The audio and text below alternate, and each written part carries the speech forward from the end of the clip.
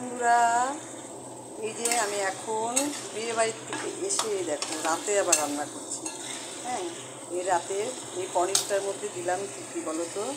পনিরটার মধ্যে দিলাম তোমার দিয়েছি টমেটো, টক দই, হ্যাঁ, আর একটু লঙ্কার গুঁড়ো, তারপরে যে হলুদের গুঁড়ো, জিরার গুঁড়ো, হ্যাঁ, একটু আদা থেতো করে দিব।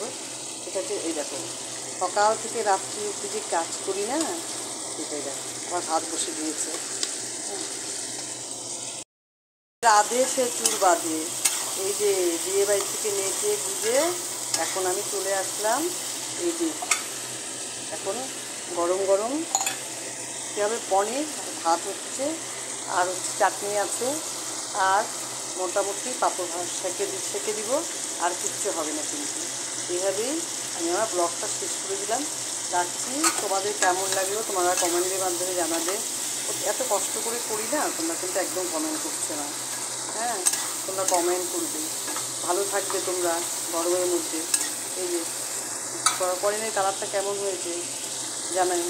রাখছি, টাটা।